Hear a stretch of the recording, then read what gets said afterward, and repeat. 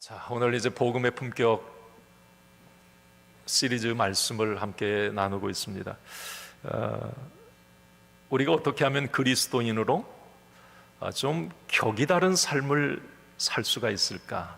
세상에 살지만 복음을 가진 사람은 좀 다르게 살 수 있겠다는 생각을, 기대를 품으면서 이제 이 말씀을 이제 전하게 됩니다.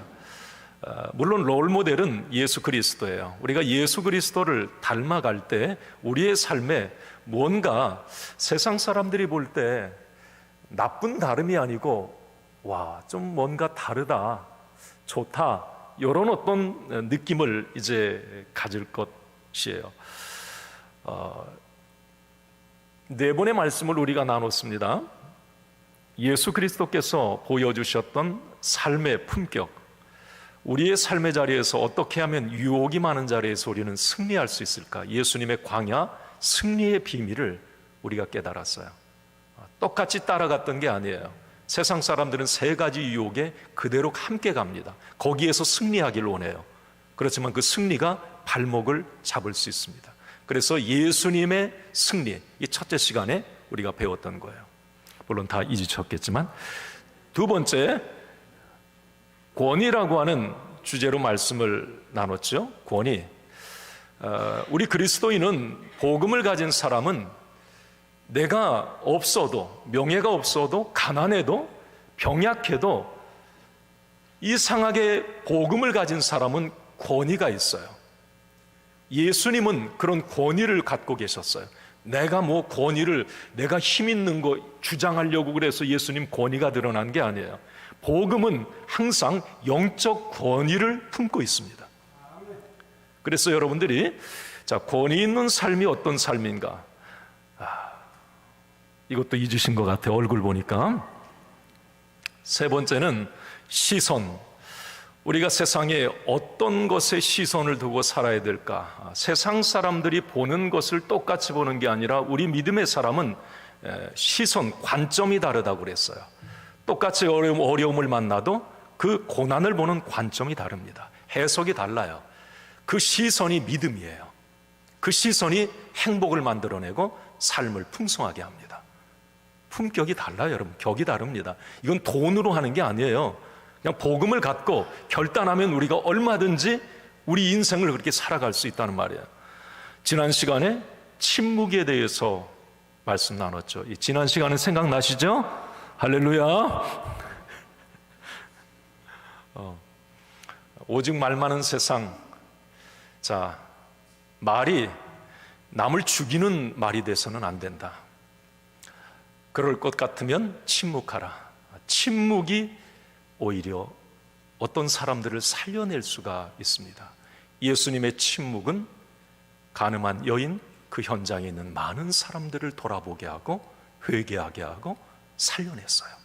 침묵이.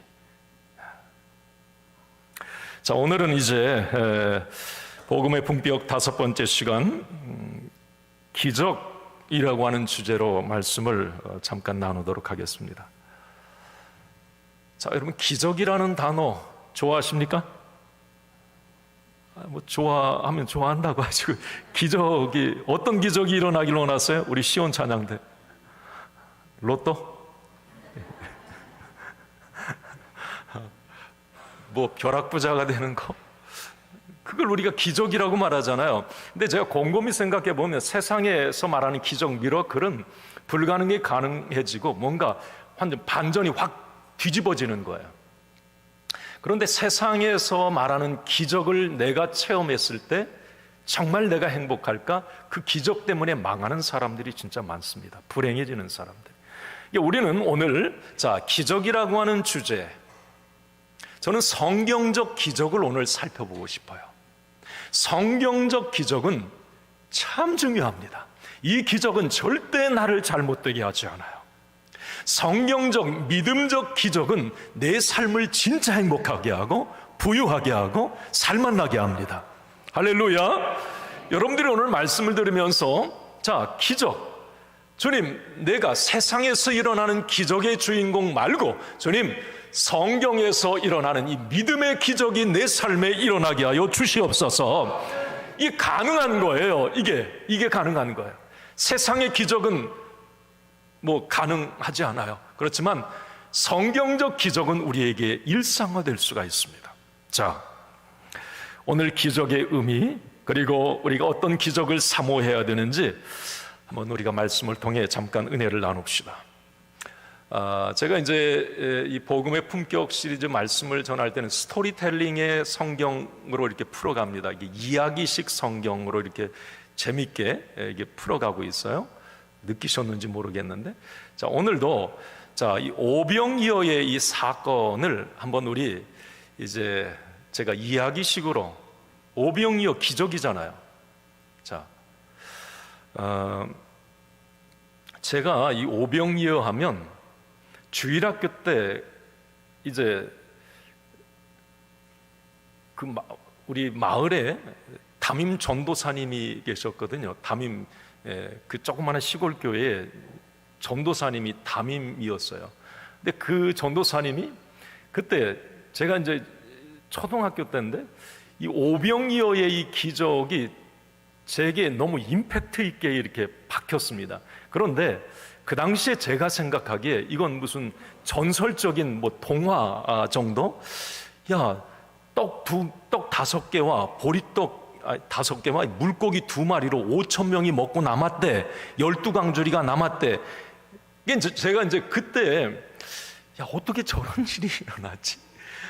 상상 속의 이솝우와 같은 그런 생각을 제가 이 오병이어 하면 그때의 기억이 지워지지가 않아요. 어떻게? 참, 뭐 동화책이야 뭐야? 뭐 그런 생각. 자, 여러분, 우리가 일반적으로 오병이어를 이제 말씀을 접하게 되면 그냥 우리가 단순한 기적의 사건으로 이해를 합니다. 떡 5개, 물고기 2마리가 갑자기 예수님이 기도하니까 펑! 뭐 늘어났는지 어떻게 늘어났는지 그냥 그래가지고 5,000명이 먹고 12강줄이 남았대. 끝. 와, 기적이다. 예수님은 그렇게 기적을 행하셨어. 우리는 단순하게 이렇게 이해를 합니다. 자, 그런데 여러분, 이 정도만 우리가 오병이어를 이해한다면 그것은 많이 성경을 모르는 거예요. 앞뒤 전후 문맥을 살펴보면 이 오병이어의 기적의 진정한 의미가 무엇인지를 우리에게 깨닫게 하고 은혜를 줍니다.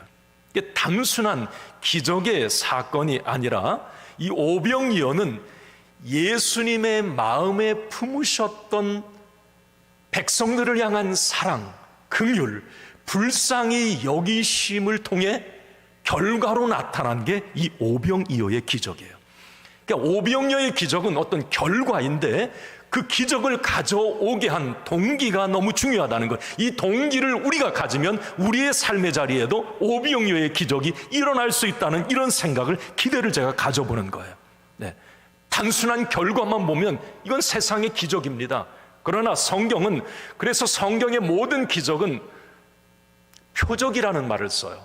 이 표적은 영어 성경에 사인 이렇게 돼요. 여러분, 자주 제가 말씀드렸잖아요. 야구 감독이 막 사인하잖아요. 막 뭐 이렇게 다 의미가 담겨 있잖아요.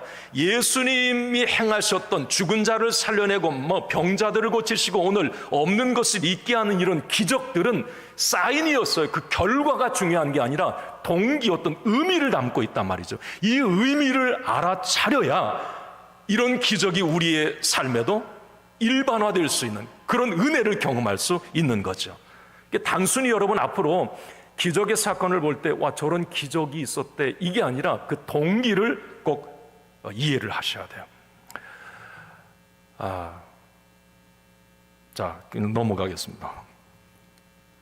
오병이어의 사건은 이제 오늘 마가복음 6장 말씀에도 있습니다만은 너무 중요한 팩트의 사건이었기 때문에 마태복음에도 있고요, 마가복음 오늘 보시고 누가복음, 요한복음 다 있어, 이 오병이어의 사건은.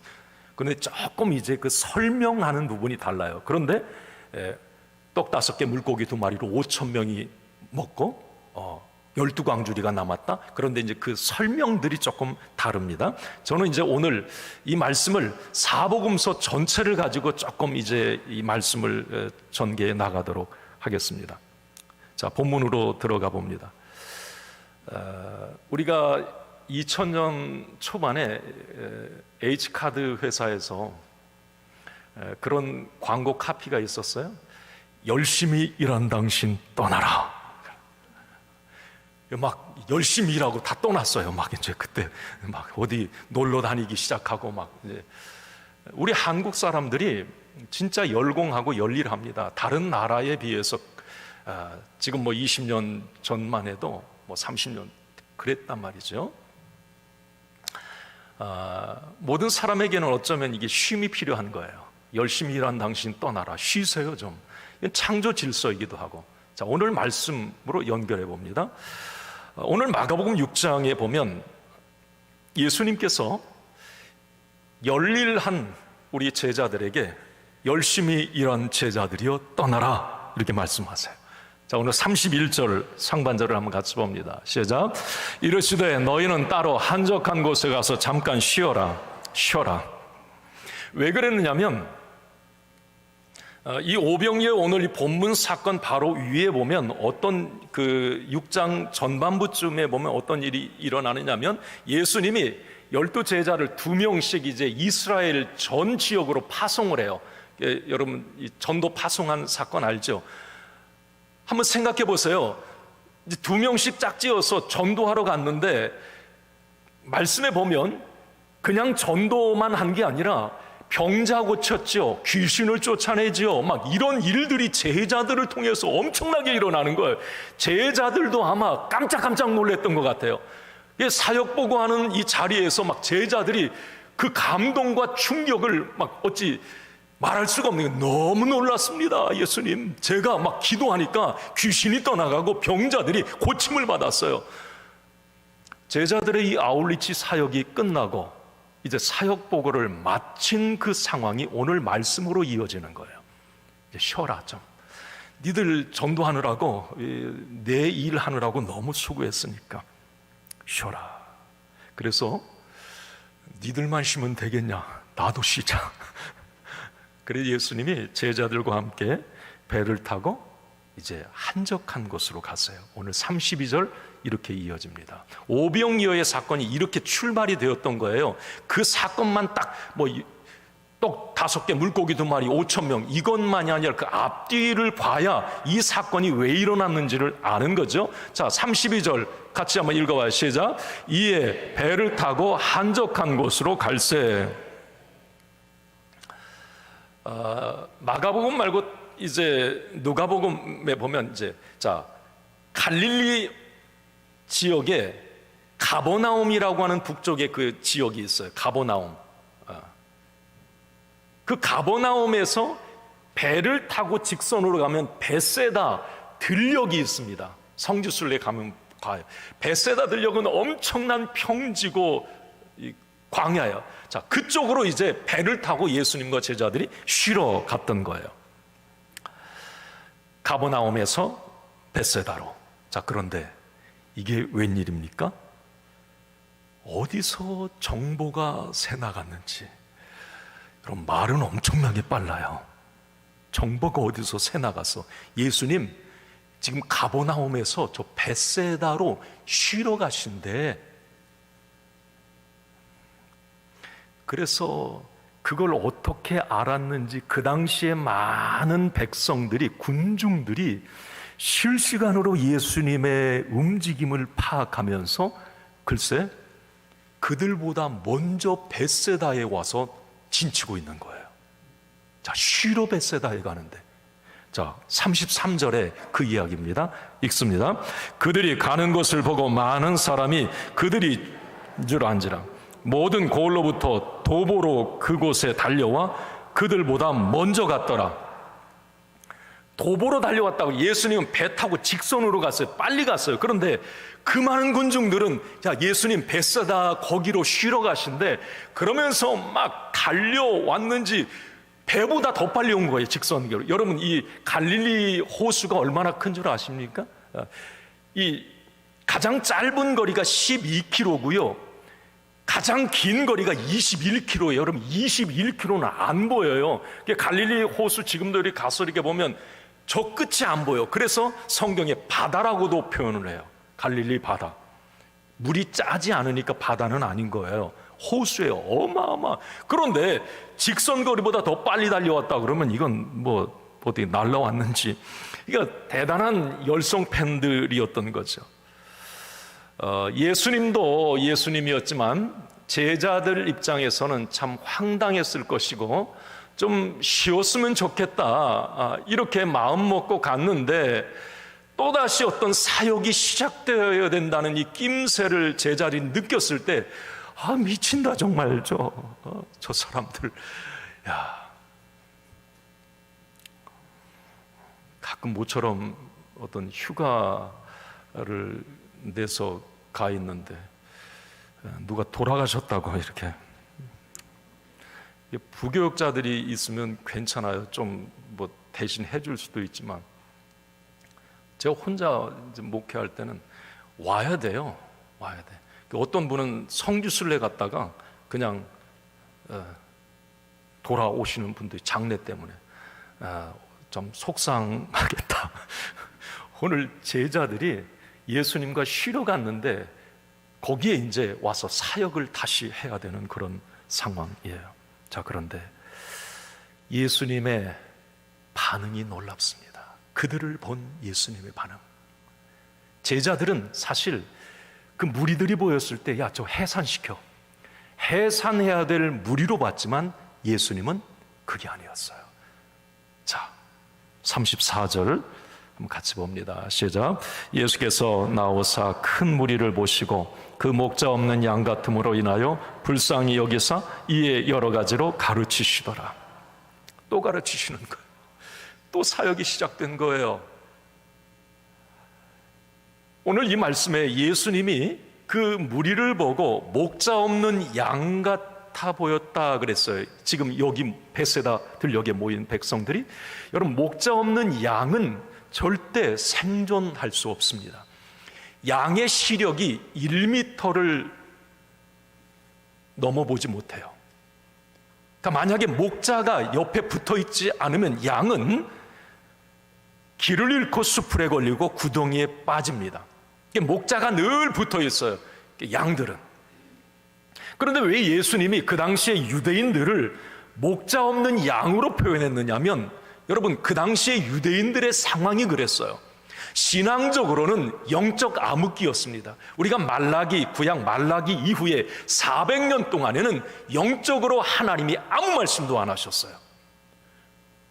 그러니까 유대인들은 하나님 없으면 못 사는 사람인데 늘 선지자를 통해서라도 뭐 이렇게 해라, 이렇게 해야 너희들이 산다, 이게 잘못됐다, 이거 회개해라, 이렇게 말씀을 하셨거든요.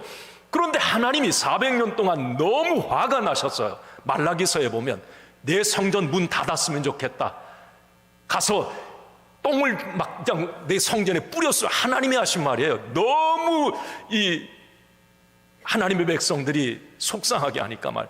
그러니까 하나님이 말씀을 안 하셨던 거. 이스라엘 백성들은 영적으로도 완전 무너져 있는 상태, 방황하고 있었고, 정치적으로는 로마 식민 지배받고 있었잖아요.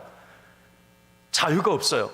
그들의 어떤 삶은 영적으로 육적으로 상당히 고단하고 지친 상황이었어요. 예수님이 그 무리를, 예수님 가는 곳마다 사람들이 올 때 와 지겹다가 아니라 예수님은 불쌍한 거예요. 그들이 목자의 마음인 거예요. 목자 없는 양 같은 거예요. 그들을 볼 때 예수님이 정말 많이 본인도 지치고 힘들었지만 제자들은 아마 씩씩거리고 저 한쪽 구석에서 막 그 무리를 쳐다보고 있었을지도 몰라요. 근데 예수님의 마음은 달랐어요. 여러분, 오늘 34절 아까 하반절에 있습니다. 여러 가지로 가르치시더라 그랬고요. 자, 마태복음과 누가복음에 보면 가르치시더라, 그리고 많은 병자들을 고쳐주시더라 그랬어요. 또 사역이, 제자들 입장에서 지긋지긋한 사역이 또 시작된 거예요. 아침부터 몰려온 군중으로 인해서 병자를 고치시고, 그러면 예수님 뒤따라다니면서 그 병자 고치는 거 뭐 안수기도 하든지 막 그러면 또 뒤치다거리하고, 그렇게 하루 종일 또 쉬러 온 베세다에서 정신없이 사역이 진행되었던 겁니다. 자, 저는 여기서 한 가지 제가 깨달은 것은 바로 그거예요. 예수님의, 자, 오늘 기적의 시작이 어떻게 됐는가, 이 동기를 알아야 되기 때문에 제가 말씀을 드리는 거예요. 예수님은 단순히 백성, 군중들을 볼 때에 불쌍하다, 안 됐다, 여러분, 감정에 머무르지 않았고 예수님의 불쌍히 여김은 움직임으로 항상 나타났습니다. 사복음서에 나타난 예수님의 기적을 다 보세요. 불쌍하다, 야, 안 됐어, 어떻게 그래, 감정적 동의로 끝나지 않았습니다. 예수님은 실질적으로 무언가를 하셨어요. 막 진흙을 쳐발라서 눈에 바르면서 뭘 막 얘기를 하시든지 말만 하지 않으셨어요. 예수님의 기적의 출발은 항상 그냥 감정적 사랑, 불쌍하다가 아니라 그 사랑이 행동으로, 움직임으로 반드시 표현이 되었다라고 하는 것. 성경의 기적은 언제나 움직임에서 출발이 되었다. 잘 새겨들었어요. 우리가 어떻게 해야 내 삶에 믿음의 기적이 일어날 수 있는가, 이 부분을 생각해 보라는 말이에요. 불쌍해, 안 됐다, 아니에요. 그 영혼을 위해서 내가 기도하게 돼요. 움직이게 되는 거야. 그냥 불쌍함에 머물러온 것이 아니라 새벽에 나와서 움직임이 있는 거예요. 나의 움직임이, 헌신이 있는 거야. 내가 찾아가서 또 그를 격려해보고 내 시간과 어떤 물질을 투자해서 뭔가 그를, 감정에 머무르는 것이 아니에요. 우리 믿음의 기적은 내가 움직일 때 하나님이 개입하시고 하나님이 그것을 반전으로 바꾸어 가셨어요. 할렐루야.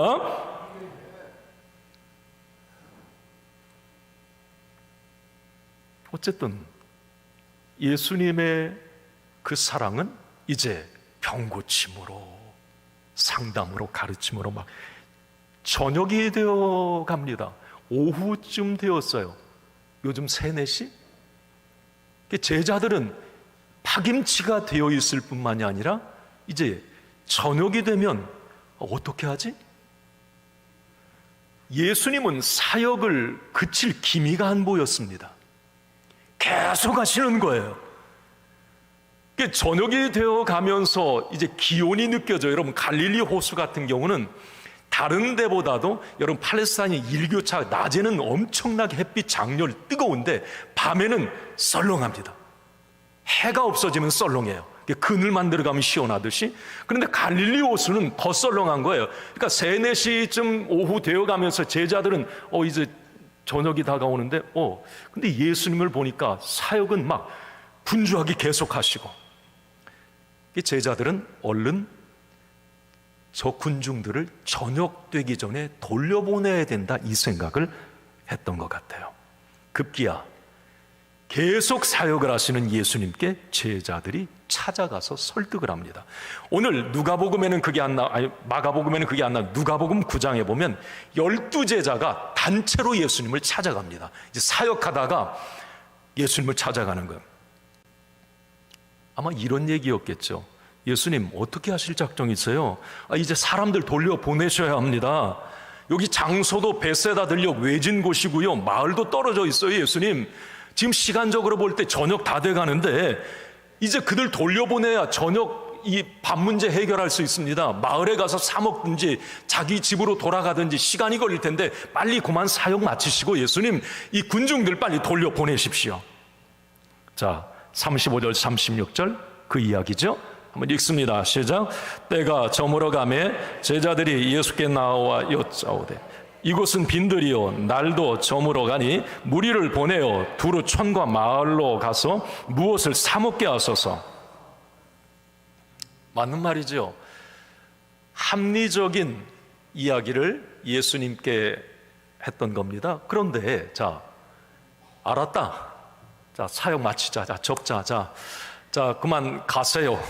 아니었습니다. 그 이야기를 들은 예수님은 뜻밖의 말씀을 하세요. 37절 상반절입니다. 시작. 대답하여 이르시되 너희가 먹을 것을 주라 하시니. 자, 여러분, 아니 어떻게 합니까? 지금 이 5천 명, 여러분 5천 명, 장정만 5천 명이었으면 남녀노소를 말하면 10,000명에서 15,000명이 되는 거예요. 여러분 10,000명, 15,000명 실제적으로 모여보세요.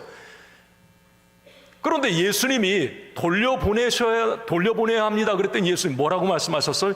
니들이 먹을 것 줘라 그래요. 아니 우리 보고? 아니 지금 요 15,000명 요 인원을 우리 보고 먹을 것 나눠주라고? 너무 어처구니 없잖아요, 예수님 말씀이. 제자들이 너무 황당했던 거예요. 예수님께 거듭 이렇게 얘기합니다. 37절 하반절이에요. 시작. 여짜오되 우리가 가서 200데나리온의 떡을 사다 먹이리이까? 자, 이 말의 뉘앙스는 제자들이 지금 엄청 열받아 있습니다. 지금 예수님한테 대드는 쪼예요. 아니 예수님, 지금 봐요. 지금 15,000명 이 엄청난 사람 떡 한 조각씩만 나누어줘도 그게 200데나리온의 돈이 필요합니다. 200데나리온 현 시세로 얼마일까요? 2천만 원 정도예요. 자, 그러면 제자들 입장에 그런 생각. 아니 예수님, 우리 보고 먹을 것 주라고요? 아니 돈 어디 있는데 200데나리온 지금 돈, 우리 예수님 따라다니면서 돈 하나도 없어요. 아니 그리고 만약에 설령 돈을 구한다고 해도 이 15,000명의 떡을 어디서 구할 겁니까? 배달은 누가 해줄 건데요? 배달의 민족이 있나요? 자, 그런데 예수님이 이런 상황을 몰라서 너희가 먹을 것을 주라 하셨을까요? 아니죠. 알고 계셨어요. 여기 예수님이 제자들에게 먹을 것을 주라고 하신 이유는 이거였습니다. 하나는 그거예요. 너희가 이제 앞으로 이들의 목자가 되어야 된다라고 하는 암시였습니다. 지금 목자 잃은 양처럼 뭔가 영적으로 정치적으로 삶의 어떤 굶주림으로 자, 나를 찾아온 그들, 이제 나는 얼마 있으면 십자가를 지고 이제 하나님 우편으로 가야 되는데, 그러면 자, 저 목자 잃은 양들을 누가 돌봐야 되느냐? 이제 너희들이 돌봐야 된다. 너희들이 먹을 것을 주어야 된다. 이 암시를 지금 예수님이 하신 거거든요. 제자들은 이때 이해를 못해요. 그 말을. 우리가요? 돈은 어디 있는데요? 떡이 그만큼 있어요?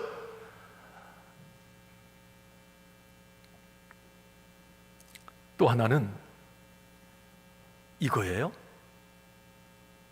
너희가 먹을 것을 줘라? 우리가요? 그것은 하나님이 책임지실 거다, 이 말이에요. 예수님의 말 속에는 그게 담겨 있는 거예요. 니들 없는 건 나도 알아. 니들 한 데나리온도 없는 거 지금 나도 알거든. 자, 너희들이 먹을 것을 주라. 하나님이 채우실 거다. 너희들이 목자의 마음만 갖고 저들을 불쌍히 여기면 하나님이 어떤 기적을 통해서라도 저들을 먹이시고 입히시고 채워줄 것이다라는 것이에요.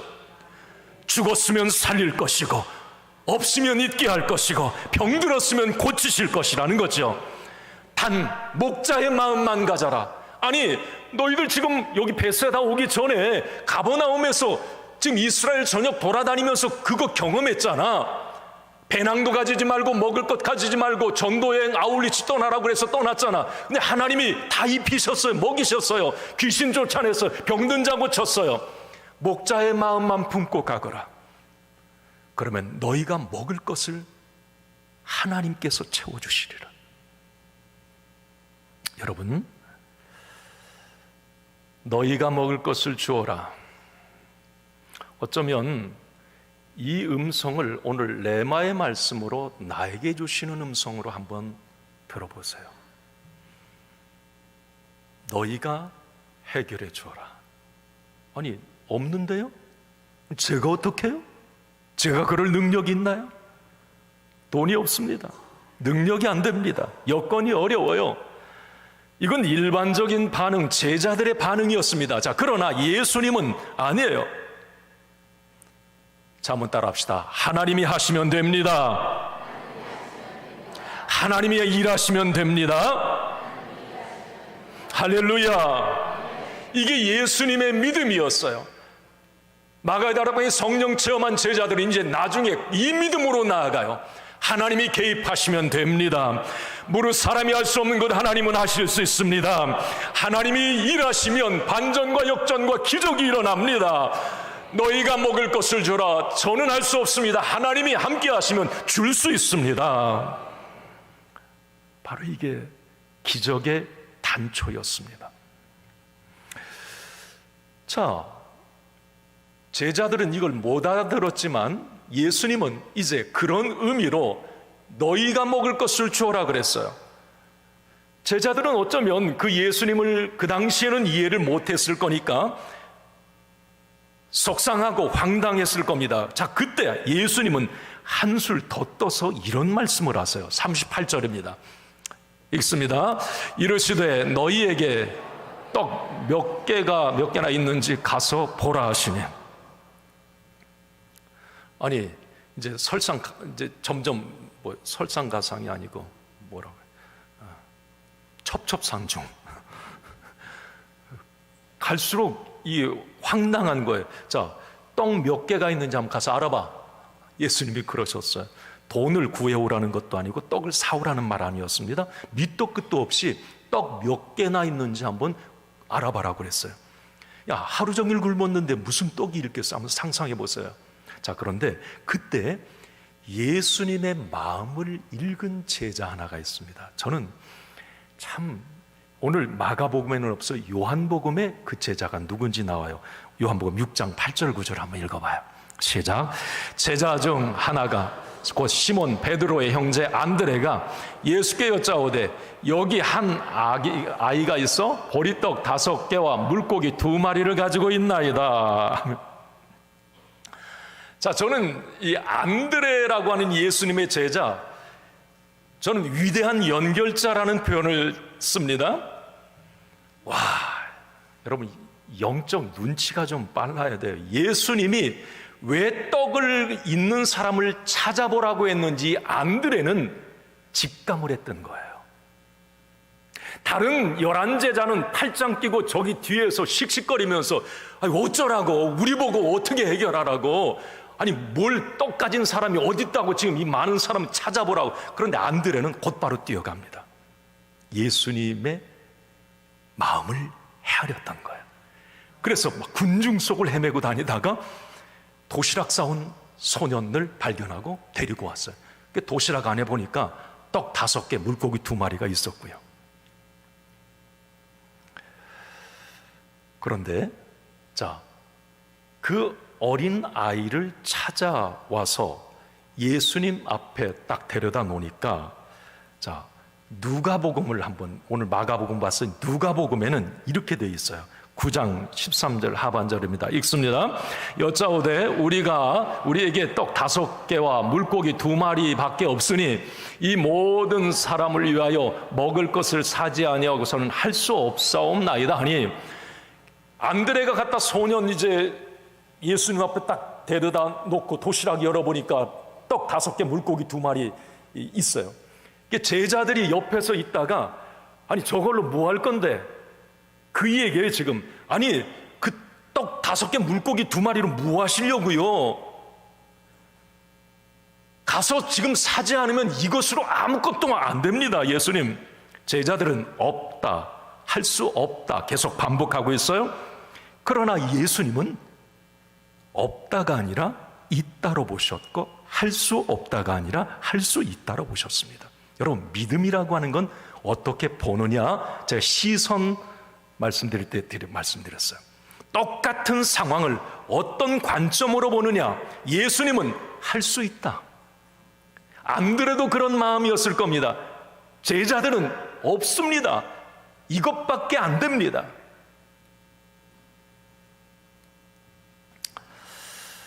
자, 조금 생략하고 건너뛰겠습니다. 39절, 44절에 보니까 오늘 이제 마지막 절까지 그냥 보겠습니다. 예수님이 자, 이제 그 15,000명쯤 되는 사람들을 그 들녘에 50명씩, 100명씩 이게 그룹을 지어서 앉게 하셨어요. 그리고 그 도시락을 딱 손에 이렇게 드시더니 자, 기도를 하기 시작을 하십니다. 자, 제자들은 어떤 마음이었을까요? 자, 여러분 같으면 자, 제가 여기 그냥 관둡시다.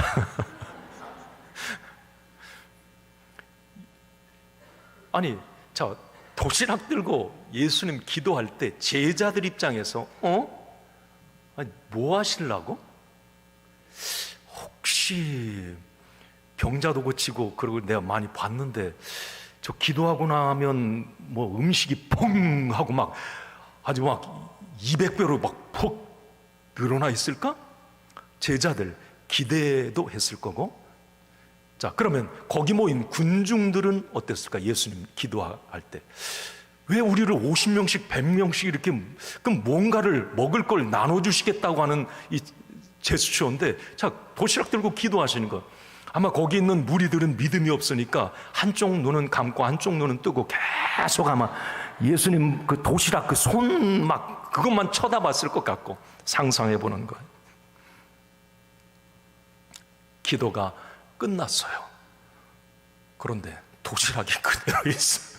자, 제자들 어땠을까? 거기 있는 군중들은 뭐지?